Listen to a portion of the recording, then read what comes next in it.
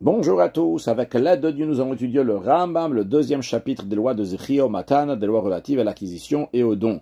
Dans le chapitre précédent, nous avons parlé des choses qui sont hefker, qui n'ont pas de propriétaire, que ce soit qu'ils avaient un propriétaire et qui maintenant ils n'ont plus de propriétaire, ou bien que ce soit quelque chose qui n'a jamais eu de propriétaire. Nous avons aussi parlé de Nirse Hager, donc des biens d'un converti qui est mort sans avoir d'héritier, que la première personne qui va venir et faire acquisition, ça va lui appartenir. Et à la fin du chapitre précédent, nous avons appris que lorsque il y a un juif, on va l'appeler le juif numéro 1, qui est venu chez un goy, chez un non-juif, il lui a acheté un champ, donc pour cela il lui a donné de l'argent, eh bien il faut que le goy va lui faire un shtar, va lui faire un document, un acte de vente. Sans ça, le juif n'a pas fait totalement l'acquisition. Maintenant, si le juif numéro 1 va aller faire chazaka, donc va faire une action concrète sur ce champ-là, par exemple il va mettre une barrière, ou bien il va fermer une porte avec un verrou, eh bien, dans ces cas-là, il a fait l'acquisition, même s'il n'a pas encore eu le document. Mais en tous les cas, s'il a juste donné l'argent et il n'a pas reçu le document, il n'a pas fait de chazaka non plus, et il y a un juif numéro 2, un deuxième juif qui est venu, il a fait chazaka sur le champ que le juif numéro 1, il a acheté du goy, eh bien, ce champ-là va appartenir au deuxième juif, bien que le deuxième juif, évidemment, va donner de l'argent au premier juif. Bien, Père Sheni Alacha Aleph. Nirse Ger Shen Lo Yorshim. Les biens d'un converti décédé sans héritier.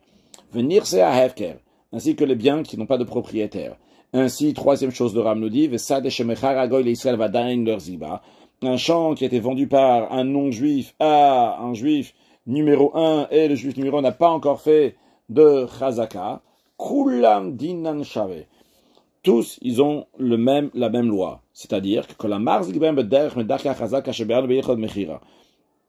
tout celui qui va en prendre possession par l'un des moyens de chazaka qu'on a expliqué dans les lois relatives à la vente, eh bien Kana, il a fait l'acquisition. Chutz, il y a quand même une différence, mais achilat aperot, de la jouissance des fruits. C'est-à-dire que nous avons appris dans Yichot Mechira que si Rouven, il a vendu un champ à Shimon, une des manières que Shimon va faire l'acquisition de ce champ-là, c'est si il va se comporter comme un balabait, un propriétaire de ce champ-là, en mangeant des fruits qui sont là-bas, en jouissant des fruits qui sont là-bas.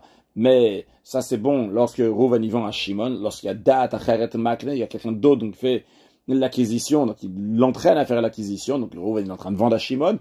Par contre, dans les trois cas que nous avons présentés ici dans Halacha Aleph, que ce soit donc des biens qui n'ont pas de propriétaire, ou bien que ce soit des biens d'un converti qui est mort sans avoir d'héritier, ou bien le champ qu'un non-juif a vendu à un juif numéro 1 et que le juif numéro 1 n'a pas encore fait de chazaka, que le juif numéro 2 veut faire de chazaka, s'il a fait sa chazaka, le deuxième juif, avec achilat perot en jouissant des fruits, de même si quelqu'un il a pris quelque chose qui était hefker abandonné, il n'a pas de propriétaire, et il a joui de ce fruit, ou bien celui qui a pris le champ d'un converti qui est mort sans héritier, il a joui des fruits, bien par cela, c'est pas une chazaka, il n'a pas fait le kinyan, il n'a pas fait l'acquisition.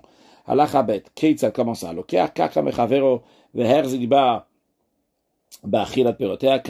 si quelqu'un achetait un bien immobilier à un autre et il réalise un acte de chazaka en jouissant des fruits, eh bien il fait l'acquisition, comme on a appris dans les lois de Mechira, dans les lois de vente. Aval benir hefker.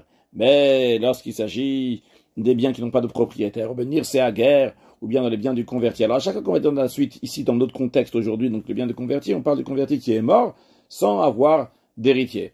Afilo achal perot ayen kamashani. Bien cette personne-là, même si il a mangé donc des fruits de ce champ-là plusieurs années, l'okana, il n'a pas fait l'acquisition. Le goufa ilan, il n'a pas fait l'acquisition ni de l'arbre lui-même, le goufa kaka, ni du terrain. Achiya, c'est masse et begouf arrête, jusqu'à qu'il va faire une action sur le sol, même au yavodavoda ilan, ou bien qu'il va faire un travail sur l'arbre même.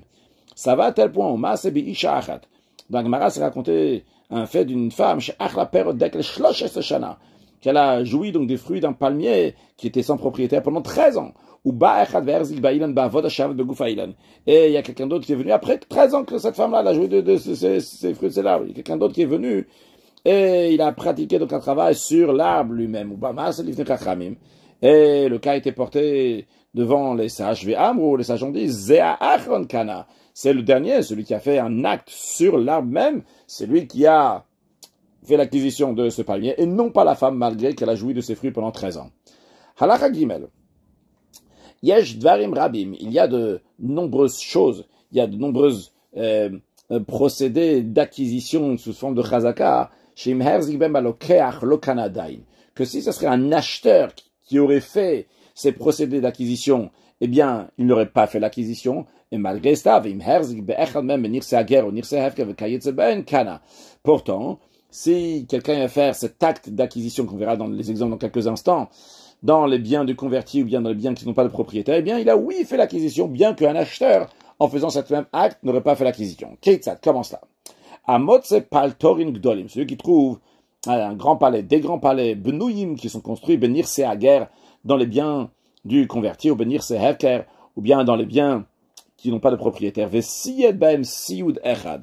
Et il a appliqué de l'achot à un endroit, au kiyer baem kiyur echad, ou bien que il a gravé un dessin, par exemple des fleurs, ou quelque chose comme ça d'assez simple, comme par exemple qu'il a mis de la chaux ou bien cette image-là dans la taille, donc ama, donc d'une ama sur une ama c'est une coudée, donc ça représente 48 cm sur 48 cm, ou yater plus que ça, kanagda petar, et il a fait ça donc face à la porte, kana, eh bien il a fait l'acquisition. Même donc si c'était juste à un endroit, quand on dit mais un endroit qui est au-dessus de la porte, eh bien ça suffit pour faire l'acquisition. Allah Dalet, Atzar Tsura Benir Sehager, celui qui décide une image, donc pas juste comme des fleurs ou des choses simples, des choses qui sont plus importantes comme un animal ou un oiseau dans les biens de convertis, Kana, il a fait l'acquisition, même si c'est moins qu'une ama sur une ama, et même si c'est pas face à la porte. Pourquoi? Parce que le fait d'avoir fait une image donc d'un animal ou d'un oiseau, donc qui est assez plus important que juste comme ça une fleur ou quelque chose d'ordinaire, eh bien, ça rend plus important ce bien-là, et il fait l'acquisition. Va matsia matsaot, et celui qui étend des nattes, des sortes de tapis, pour s'allonger ou s'asseoir dessus, sur le sol, bénir ses aguerres dans les biens du converti, Kana y fait l'acquisition, parce qu'il a embelli donc ce terrain. Hanaret Asad bénir ses aguerres, celui qui laboure le champ dans les biens du converti, Kana il a fait l'acquisition. Juste à noter que dans les commentaires, c'est discuté qu'est-ce que le Ram il est mechadesh ici, vu que dans un acheteur aussi, si il a labouré, ça lui appartient. Continuons. Amefatzel zmorot, celui qui coupe zmorot agefen, des branches de vigne, donc qui vendange, ou bien sarigia ilanot, ou bien des branches d'un arbre ordinaire, avec kapot marim, coupe des feuilles d'un palmier, bénir sa guerre dans le bien converti, im datola vodata ilan, si son intention elle est pour cultiver l'arbre, kana dans ces cas-là, il fait l'acquisition de l'arbre, im datola achila etzim, les beima, si son intention elle est de faire manger ces bois-là qu'il a coupés, ces branches-là, à un animal, lo kana il n'a pas fait l'acquisition. Maintenant, à la question qui se pose, c'est Keitzad. Comment on peut savoir quelle est l'intention de la personne qui a coupé le bois pour savoir est-ce que quand elle a coupé ces branches-là, son intention est de faire l'acquisition pour donner un animal à manger? Eh bien, la réponse est la suivante. Ayakoret mikan mikan. Si couper des branches de l'arbre de part et d'autre, donc de chaque côté de l'arbre, donc on présume qu'il a l'intention de cultiver l'arbre. C'est pour ça qu'il coupe de chaque côté pour arranger l'arbre. Mais non, Ayakoret miruach achatzi. Il coupait des branches uniquement d'un seul côté de l'arbre. Et de l'autre côté, il est resté avec plein de branches. Et il ne mit dans ces cas-là, son intention, c'est qu'il il a besoin du bois, parce que ce qu'il est en train de faire maintenant, c'est abîmer l'arbre. De même, Amalak et celui qui ramasse du bois et des herbes du champ, si son intention elle est d'amender la terre, qu'elle est plus proche, qu'elle soit propre, qu'elle soit plus facile à labourer, quand elle fait l'acquisition. Si son intention c'est juste pour prendre du bois et des herbes, dans ce cas-là, l'Okana, il n'a pas fait l'acquisition, vu qu'il est juste en train de prendre du bois pour se réchauffer avec après. Halachavav, Keitza, comment on peut savoir quelle est l'intention de celui qui est en train de ramasser ce bois et ces herbes?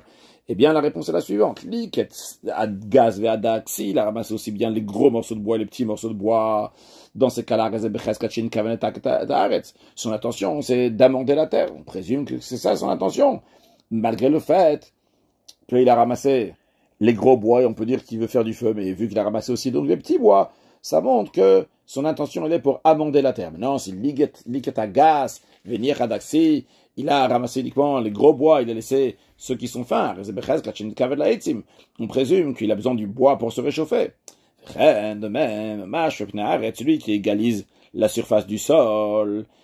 Alors, son intention c'est d'amender le sol pour qu'il soit bien et on soit facile après donc pour le labourer et que la charrue elle va pas rentrer dans des pierres et s'embêler là-bas. Kana dans ces cas-là il a fait l'acquisition parce qu'il a arrangé il a amendé le terrain.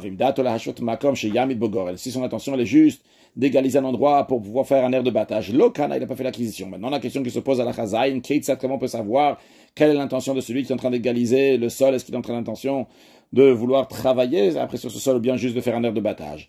Eh bien, on voit,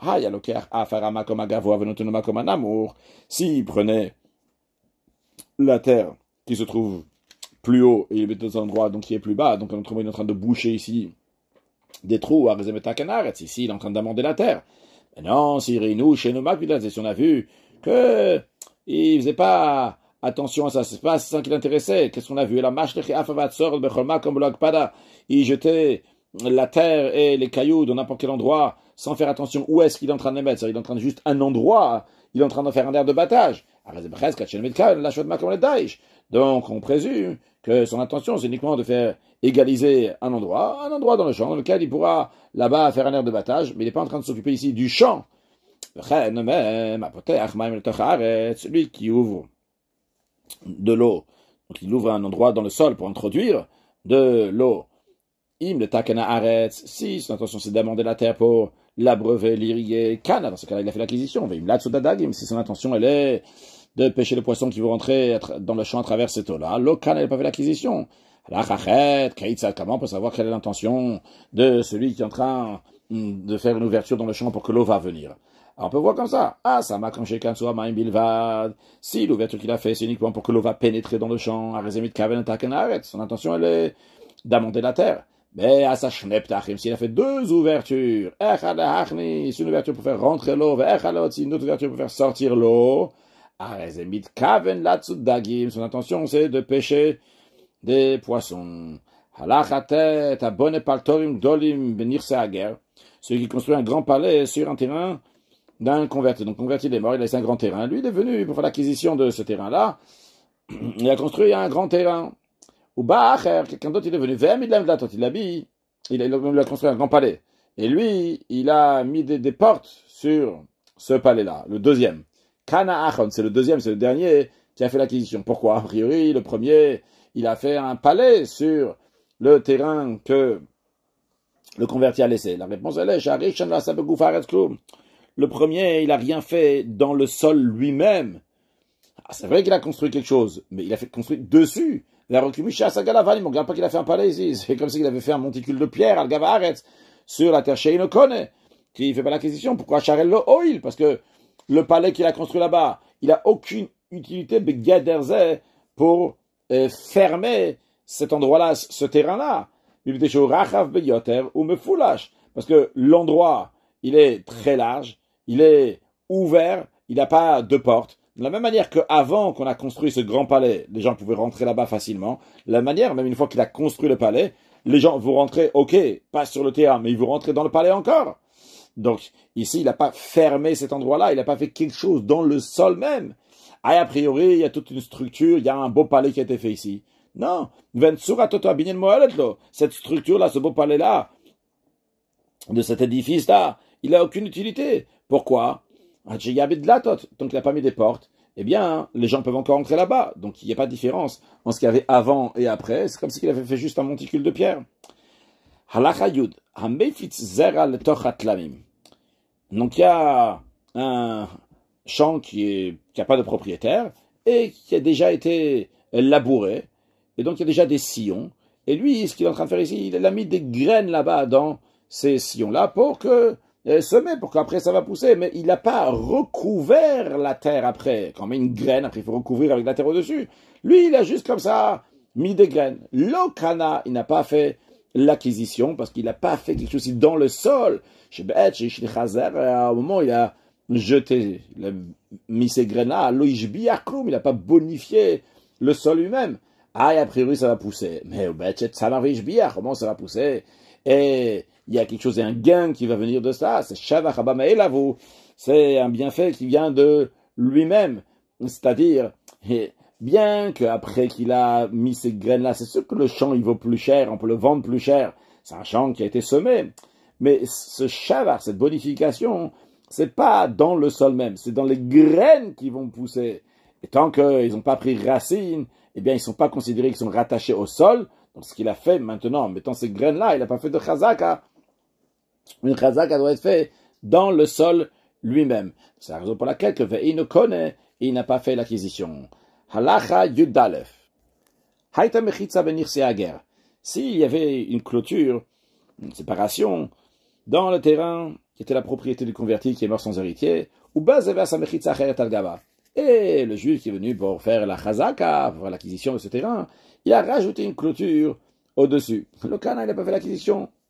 Parce que ça n'a pas été utile ce qu'il a fait. Il y avait déjà une mechitza.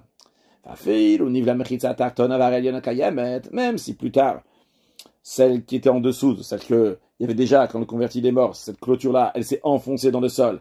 Et que maintenant, tout ce qui reste comme clôture, c'est celle qui est supérieure, celle qui est au-dessus, celle que le juif a rajoutée. Malgré cela, il n'a pas fait d'acquisition. Pourquoi? Chez Bana, parce qu'au moment où il a construit cette clôture, quand il a mis la clôture donc au-dessus de celle qu'il y avait déjà, l'oil, au moment où il a mis, c'était pas utile. Au Bet chez oil, c'est vrai que plus tard, au moment où ça devient utile, mais il a pas massé. L'action, elle est devenue d'elle-même. C'est pas lui qui a mis la clôture qui a été utile. C'est la même clôture que plus tard, la clôture, elle a été utile, mais au moment où il a mis, c'était pas utile. Halacha yudbet, hamarzek benirse ager ou behevker. Quelqu'un qui a fait la chazak, il a fait exactement ce qu'il fallait. L'action qu'il a fait, elle était parfaite pour faire la chazaka, pour faire l'acquisition, que ce soit dans les biens du converti, bien que ce soit dans les biens qui n'ont pas de propriétaire. La seule chose, mais son intention n'était pas de faire l'acquisition. Même s'il a construit, il a mis des barrières, l'okana, il n'a pas fait l'acquisition. Vu que si on fait une action de kinyan sans l'intention, eh bien, c'est pas utile. Ça fait pas de kinyan. Halacha yud gimel. A oder benirse ager. Quelqu'un qui bêche une terre qui faisait partie donc des biens d'un converti qui est mort sans héritier. Ou que Savr Shen Shelo, qui est en train de faire ça, lui pensait qu'il est en train de labourer sa propre terre, parce que son champ était juste à côté, et juste il s'est trompé de champ. Mais concrètement, il a fait l'action de Chazaka, il a fait ce qu'il fallait faire dans le champ du converti. L'Okana, il n'a pas fait l'acquisition, c'est la même idée qu'on a vue juste avant, parce qu'il n'a pas eu l'intention de faire l'acquisition. Maintenant, Adar Benir se Gerze, Kassav Shel Geracher. Dans un cas où il a bêché une terre qui était la propriété de converti numéro 1, et il pensait que c'était la terre de converti numéro 2. Donc lui, il avait l'intention de faire la chazaka, mais il avait l'intention de faire d'un guerre, et concrètement, il s'avère que c'était un autre guerre. Oh, il est venu de Kavem Masav et Ilulik Notrinafker. Eh bien, vu que, avec ces actions-là, l'intention qu'il avait, c'est de faire l'acquisition de quelque chose qui n'appartient, qui n'a pas de propriétaire, en l'occurrence, donc bien d'un converti qui est mort sans héritier. Arezekana, eh bien, il a fait l'acquisition, vu qu'ici, il y avait aussi bien l'intention et l'action. Halacha Yuddalet. Hayamash kon Israël beyadager. S'il y avait le gage d'un juif en possession d'un converti, c'est-à-dire que le juif, il a emprunté de l'argent du converti, et il a laissé un gage en attendant. Lorsque le converti est mort, Baïsal Acher, un autre juif, donc non pas l'emprunteur, mais un autre juif, il est venu, Veherzik Bamashkon. Il est venu et il a pris ce mashkon, ce gage-là, pour faire l'acquisition, comme des biens donc qui appartiennent à un converti, il y a personne qui a fait l'acquisition, et lui fait l'acquisition. Botsi notomiyado. Eh bien, on va prendre de ce deuxième juif-là, ce mashkon, ce bien que le premier juif avait donné en gage, et on va le rendre donc au premier juif qu'il avait donné en gage. Pourquoi? Chez Kevan, chez Metager, Batal Shibudo. Parce que une fois que le converti est mort, eh bien, l'engagement qu'avait ce gage est annulé. Le mashkon, le gage qu'un emprunteur donne au prêteur n'appartient pas au prêteur. Il est juste engagé pour que le prêteur va rembourser. Donc, en effet, ce mashkona appartenait toujours au premier juif, même lorsqu'il était chez le converti. Donc, une fois que le converti il est mort, eh bien, la dette, en effet, elle a été annulée. L'engagement qu'il y avait sur ce gage-là est parti. Donc, à qui appartient ce gage? Au premier juif, à l'emprunteur. Halacha Tedvav. Hayamash konager beyad Israël. Si maintenant, il y avait un guerre que lui, il a emprunté de l'argent d'un juif, et donc, pour cela, le guerre avait donné un mashkon, un gage, au juif, et ce guerre-là, maintenant, il est mort. Il y a un autre juif qui est venu, et il a pris ce gage-là qui se trouvait chez le premier juif, chez le juif donc qui a prêté de l'argent. Il a fait chazaka sur ce mashkon. Eh bien, eh bien, le premier juif, il va reprendre, mais pas totalement, il va reprendre uniquement ce que le converti lui devait. C'est-à-dire, imaginons que le premier juif, il avait prêté 100 euros au converti, et que le gage, il vaut 200 euros. C'est ce que le converti donc lui a donné, un gage de 200 euros. Et maintenant, le deuxième juif, il est venu, il a pris ce gage-là une fois que le converti il est mort. Eh bien, le premier va recevoir 100 euros du gage. Et le deuxième juif donc, qui a pris ce bien-là, il a fait l'acquisition du reste du mashkon, du reste de ce gage. Attention, ça s'applique que le premier il va prendre uniquement les 100 euros de ce gage-là, alors que ce gage-là il vaut 200 euros, donc le deuxième va prendre le reste. Mais chez Loaya Mashkon Bachatzararish, dans le cas où le gage n'était pas dans la cour du premier, dans la cour donc du prêteur au moment de la mort du converti. Avalimaya Bachatzeiro. Mais si le gage se trouvait dans la cour du prêteur au moment de la mort du converti, Chatzeiro Konalo. La cour du prêteur automatiquement lui fait acquisition de ce bien-là, donc ce mashkon, chez l'omidato, même à son insu, même sans qu'il n'est pas au courant. Même s'il ne savait pas que le converti est mort et qu'il n'avait pas l'intention de faire l'acquisition, comme on a expliqué dans les lois de Xela Vavei d'Abigné Metsia, en ce qui concerne donc une trouvaille, si c'est un endroit donc qui est fermé, un endroit qui est gardé, et que là-bas il y a quelque chose qui était posé là-bas, eh bien ça appartient au propriétaire. Dans ce cas-là, le deuxième juif qui a pris ce gage-là qui appartenait au converti et qui était dans le domaine en tant que gage, mais dans le domaine donc du premier juif, il a rien du tout, on va rien lui donner parce que automatiquement ça appartient au premier juif, donc le prêteur. Dans son domaine où se trouvait le mashkon, se trouvait le gage. Halacha Yudzain, Ger Shemet, un converti donc qui est mort, ou Bizbezu Israël at Nechasav. Et les Juifs ont pris possession de ces biens. Ve'ayubem avadim gdolim. Et parmi ces biens, il y avait des serviteurs. Alors, les serviteurs qui sont majeurs, Kanu Atzvam Nechorin, ils ont fait l'acquisition d'eux-mêmes et ils sont devenus affranchis, ils sont devenus libres. Dès que le guerre, il est mort, automatiquement, ils s'appartiennent à eux-mêmes. Il n'y a personne qui peut les prendre. Mais les serviteurs qui sont mineurs, Aren Kebehema, ils sont considérés comme un animal. C'est-à-dire, quand on dit comme un animal, ils n'ont pas la capacité légale de faire acquisition de leur propre personne. Et tout celui qui va faire l'acquisition de ces petits serviteurs, de ces mineurs, ça va lui appartenir. On a déjà appris dans les lois de Mechira la manière comment on fait chazaka de ce serviteur. Une des manières, par exemple, c'est de soulever ce serviteur. Halacha Yutret. Ger Shemet ou Bizbezu Israël et Nechasav. Un converti qui est mort, et les Juifs ont saisi ses biens. Ve Shamu Shadain Lomet. Et ils ont entendu que la rumeur qu'ils ont entendu qu'il était mort, et le converti c'est faux, il est pas mort. Oh, ils ont entendu Shigesh Lobel, ils ont entendu il est mort, c'est vrai, mais il a un enfant qui va l'hériter. Oh, Shigesh Lobel, ils ont entendu que sa femme elle est enceinte, donc ces biens-là ne sont pas son propriétaire. Bien, Kol Chayav Lahazir. Ils ont tous le devoir de rendre ce qu'ils ont pris de ce converti qui est mort, vu qu'il y a un héritier, quelqu'un d'autre, c'est pas eux. Mais non, Herzir ou Kulan, s'ils ont tous rendu. Et après, une fois qu'ils ont tout rendu, après qu'ils ont entendu qu'il y avait quelque chose, ils ont entendu que la première rumeur, elle était juste. Et qu'en effet, ils ont entendu qu'il était déjà mort lorsqu'ils ont saisi ces choses-là, donc ils n'auraient pas dû le rendre. Ou bien la rumeur qu'après qu'ils ont pris, ils ont entendu qu'il y avait, il a un enfant, bien, ils ont appris que l'enfant il est mort déjà avant que le converti soit mort, et donc quand il est mort le converti, il n'y avait pas d'héritier. Et puis là, bien, ils ont entendu que sa femme elle a fait fausse couche, et donc maintenant il n'y a pas d'héritier. Donc malgré le fait que quand ils ont déjà pris les choses là-bas, ils ont tout ramené, mais ils n'avaient pas besoin de ramener. Malgré ça, on va dire maintenant que tout celui qui va saisir la deuxième fois, celui qui va prendre la possession une deuxième fois après qu'on a entendu la nouvelle rumeur, eh bien Kana, il a fait l'acquisition. Après la troisième rumeur, si vous voulez, la première rumeur, c'est qu'il est mort sans avoir d'enfant. Après la deuxième rumeur, c'est qu'il est mort et il y a un héritier, c'est l'idée de la deuxième rumeur. Et après la troisième, c'est qu'en effet, c'est juste ce qu'on avait pensé au début, qu'il est mort sans avoir d'héritier. Bien, ceux qui étaient après la première rumeur, ils ont tout ramené. Après la deuxième rumeur, ils ont tout ramené. Ils ont pris après la première rumeur, ils ont tout ramené après la deuxième rumeur.